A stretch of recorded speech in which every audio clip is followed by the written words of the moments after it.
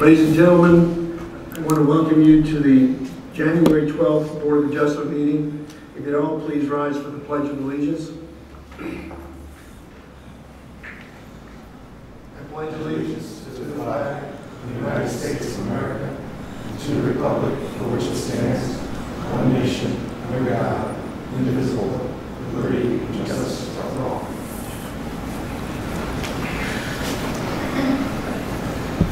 Thank you very much.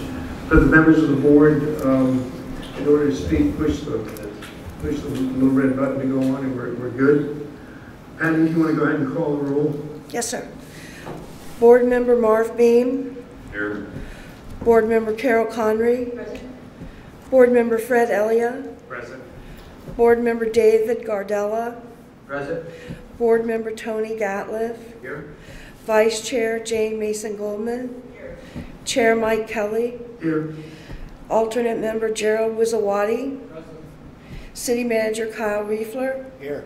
And City Attorney Randy Mora. Present. I'd like to ask anybody that intends to give any testimony tonight and speak before the board to please rise and let the clerk swear you in.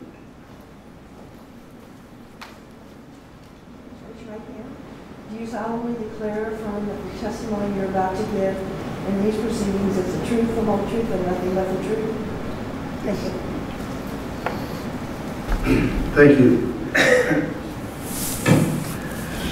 First item on our agenda tonight is the approval of our August 11th Board of Adjustment meeting. You have it in your packet.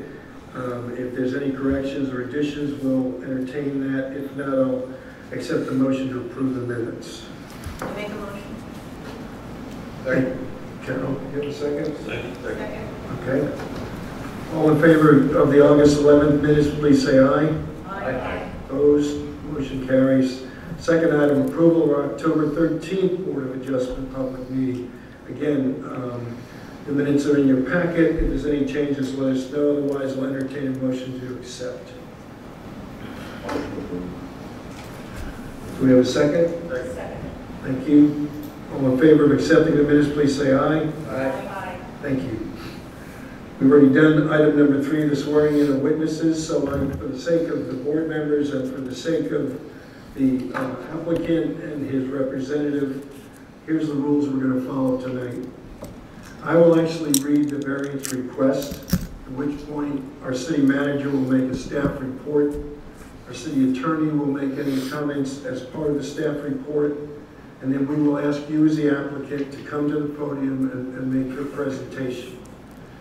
After that, if there's any questions or open discussions, we will go through that part of our meeting and then go through a list of criteria items 1 through 6, which is mandatory in Bel Air Beach in order to get a variance. We will actually vote on 6 different items, the same as which was on your application. After that, we will have a motion and a second to approve, and we'll have a roll call vote to decide whether or not the variance is approved or whether the variance is denied. So at this point, I'd like to read the actual variance request. It is actually number 22-02, the address of 424 22nd Street. Mr. and Mrs. Dolan are asking for a variance from section 94-220. The setbacks are listed on this actual variance request, but is to allow for a maximum encroachment of 8 inches into the 10-foot side setback on the west portion of the property. Kyle, I'll ask you or Randy, whoever would like to speak first, to go ahead and make a staff report at this time.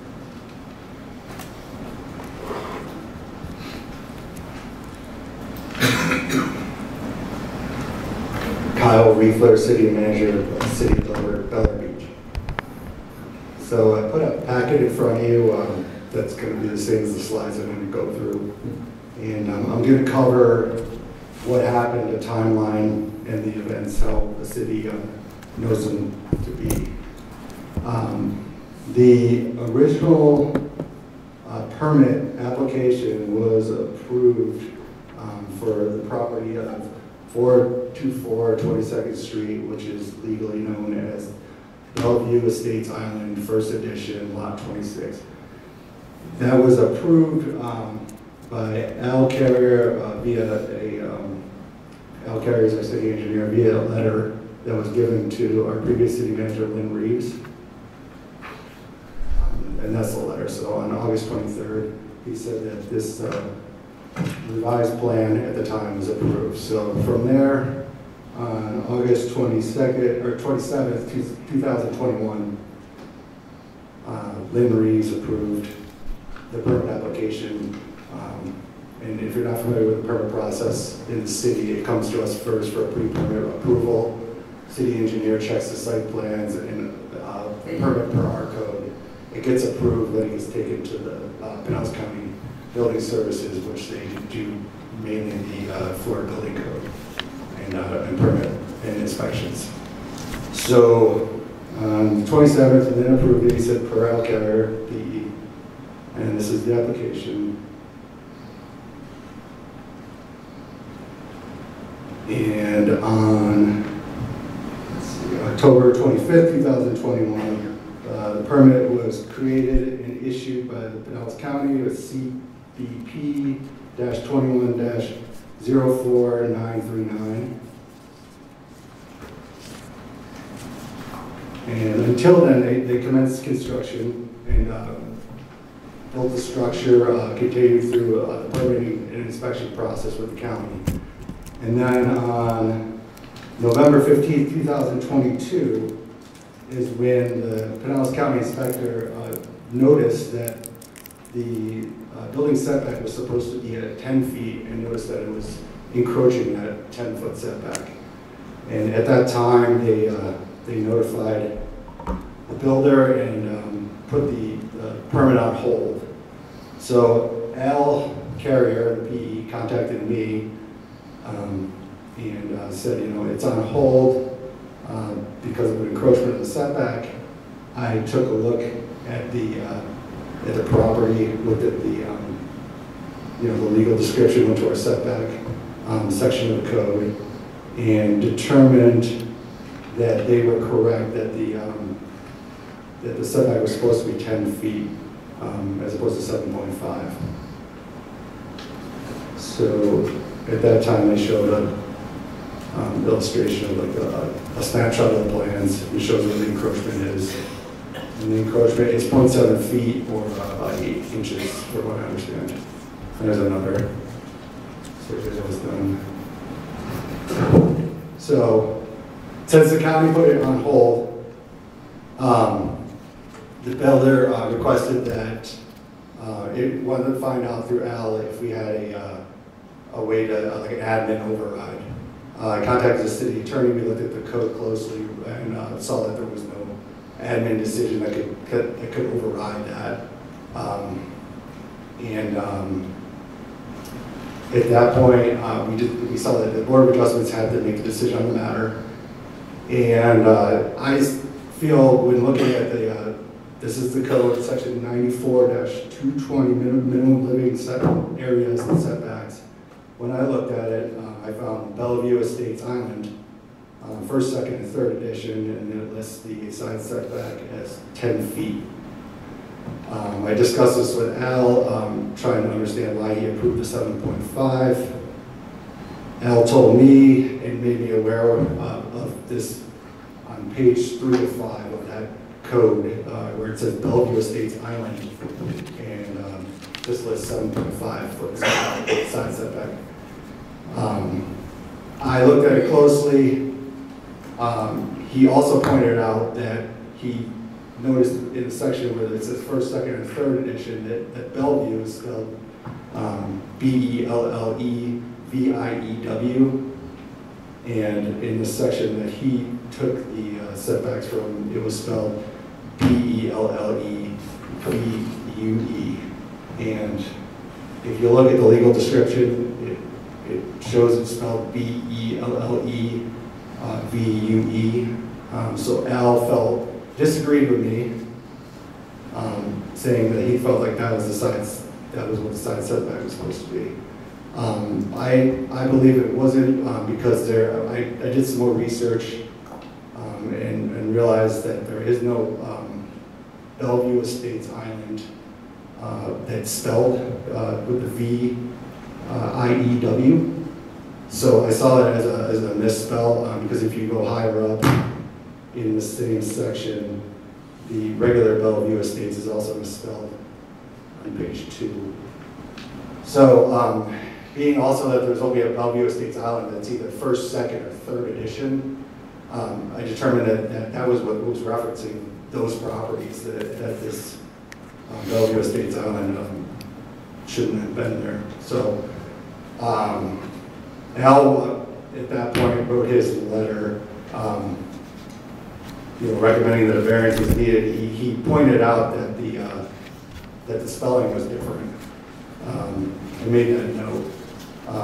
Consulted with the attorney to find out, with the spelling that's different, and that I believe there was supposed to be a different setback if a variance was needed. He said yes, so that's why we're here today.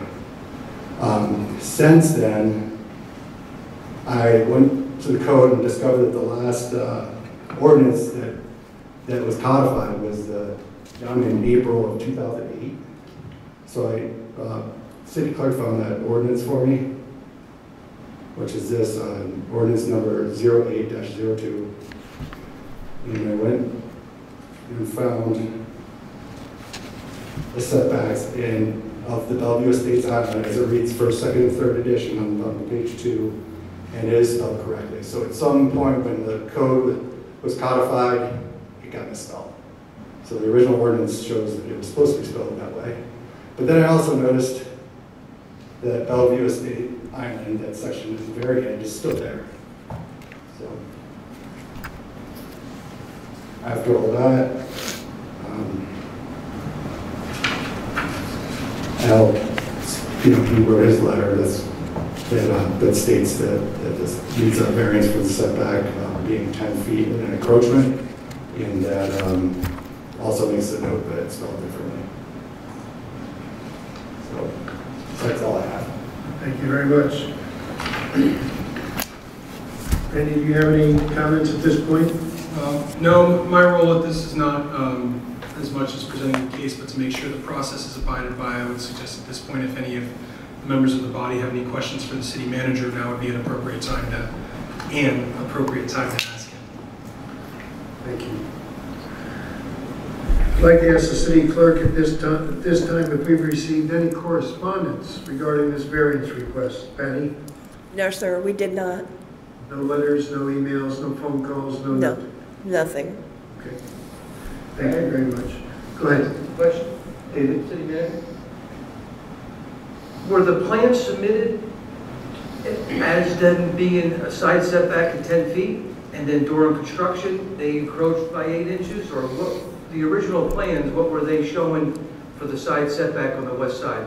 The original plans showed a 7.5-foot setback, which were approved. Well, good thing he didn't build on both sides of 7.5 feet, and we're only dealing with a 3 to 8 inch encroachment, because at that point, he could have got approval and started building at 7.5 on each side. We'd be sitting here even in worse shape. Yes. All right, thank you. Any other questions of the city manager? Kyle, thank you at this point, but perhaps the applicant might have a question after they make their statement. Thank you.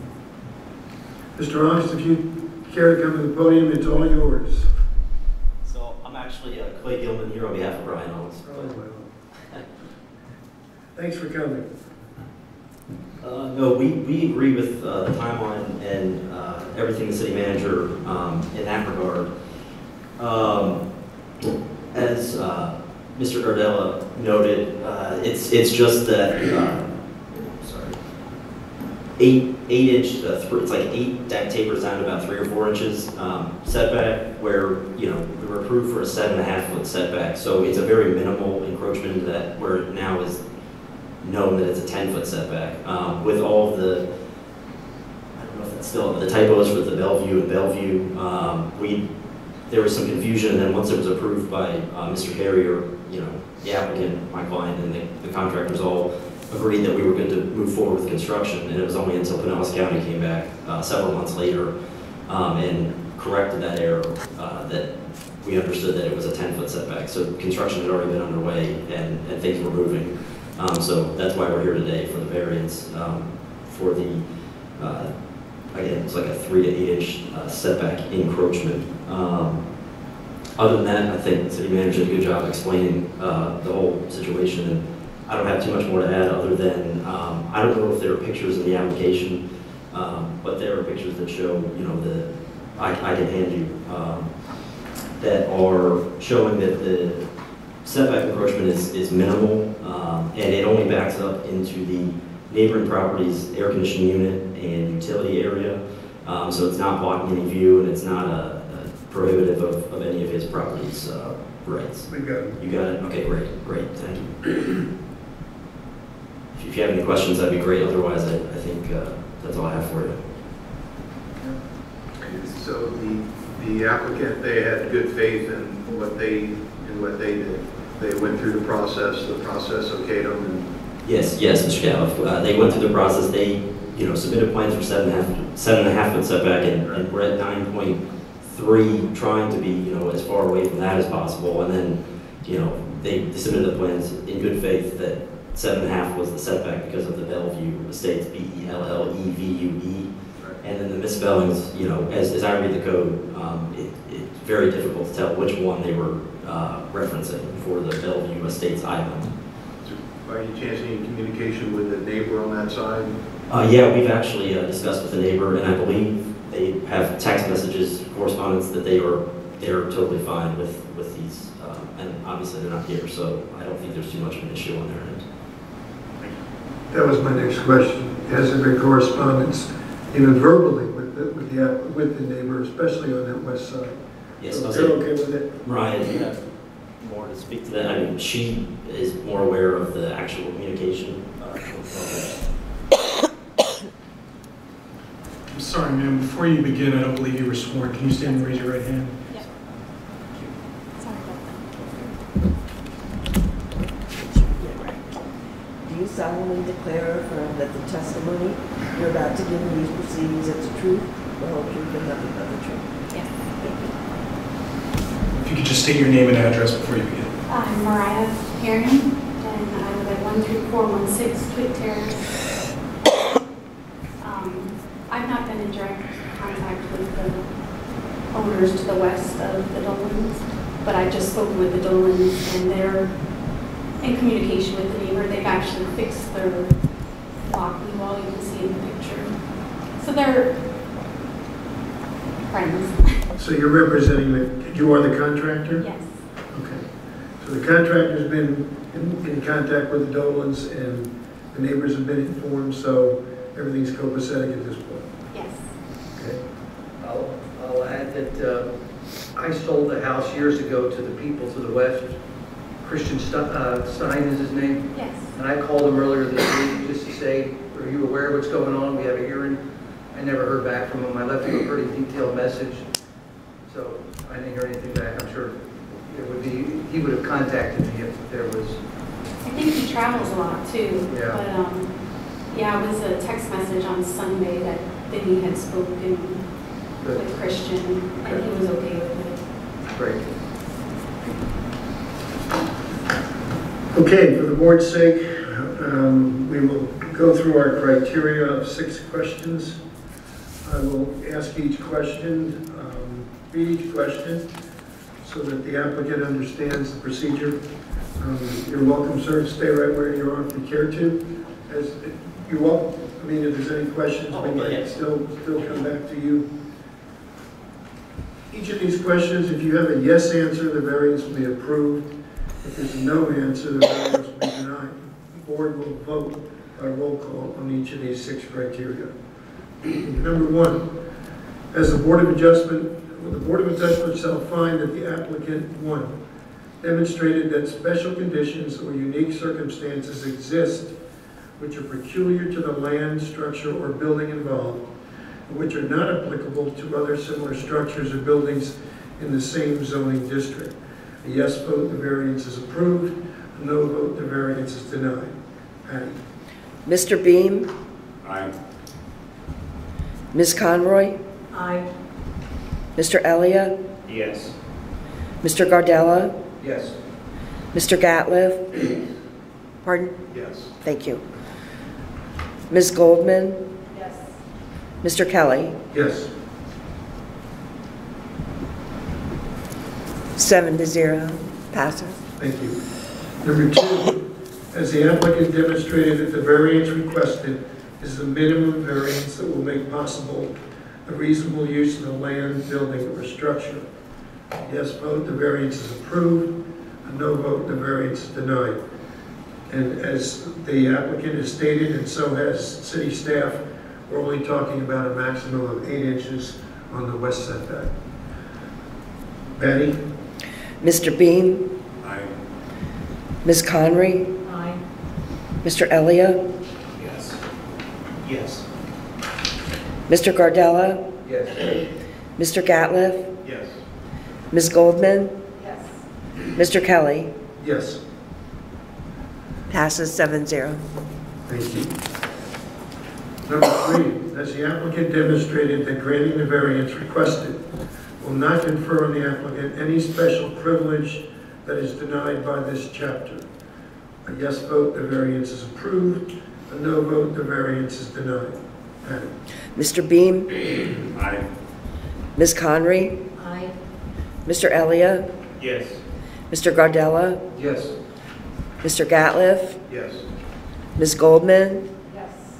Mr. Kelly? Yes. Passes 7-0. Thank you. Number 4, as the applicant demonstrated that the variance requested does not change the use of the property from the use characteristics mandated for districts 1 and 2 in section 30-51, 94, 252, and Article 4. Patty? Mr. Beam? Aye. Ms. Conry? Aye. Mr. Elia? Yes. Mr. Gardella? Yes. Mr. Gatliff? Yes. Ms. Goldman? Yes. Mr. Kelly? Yes. Passes 7-0. 7-0. Number 5, will the applicant comply fully with any additional conditions and safeguards which the Board of Adjustment may prescribe, including but not limited to reasonable time limits within which the action for which the variance is requested shall commence and/or be completed?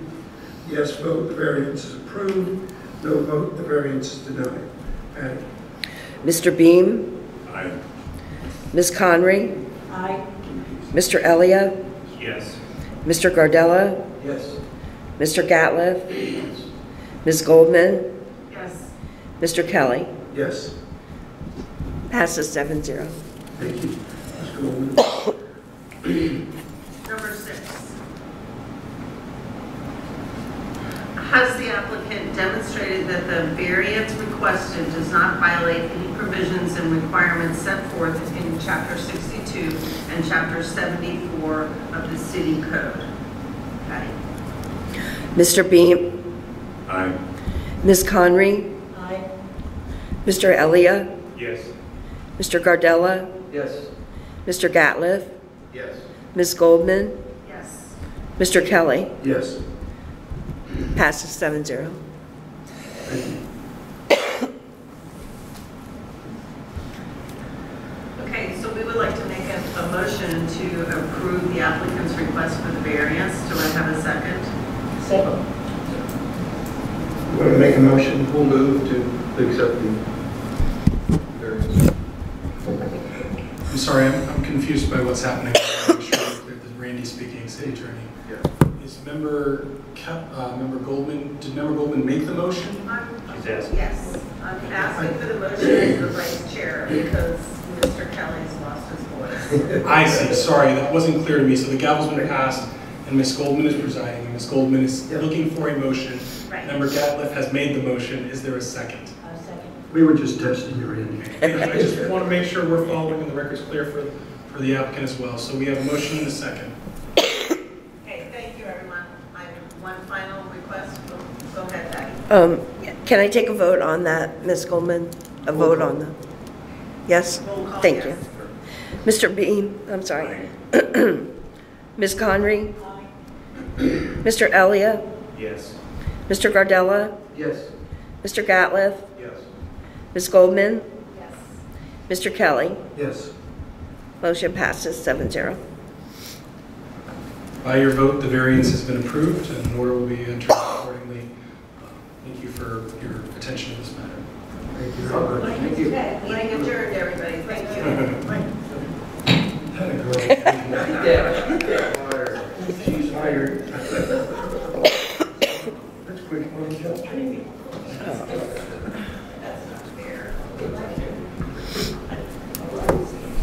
Carol and I are aware that the last time there was a code revision, she and I both served on the board. We had to resign from Board of Adjustment, and we had to be reappointed to the Board of Adjustment.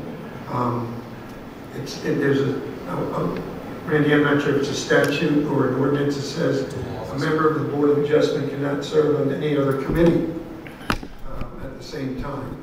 So in the choice of that, I just warn all of you members that it may not be advisable.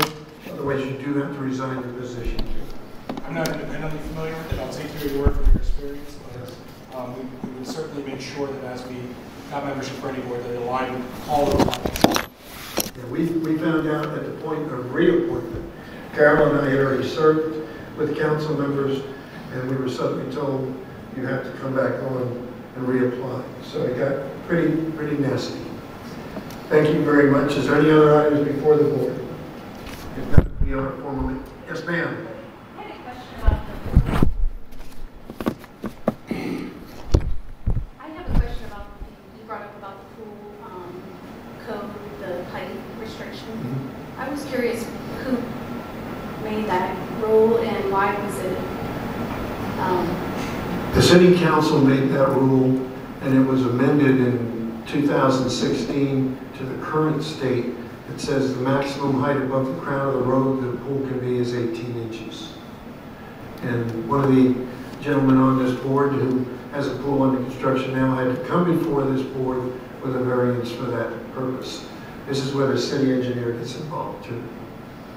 Because we have a similar issue at the Dolan residence where we're actually going to have to take dirt out to meet that variance. It costs money to, relocate the dirt, and they have to put a step in, and they're hesitant to bring it up as another variance because of the issue we currently have with the encroachment.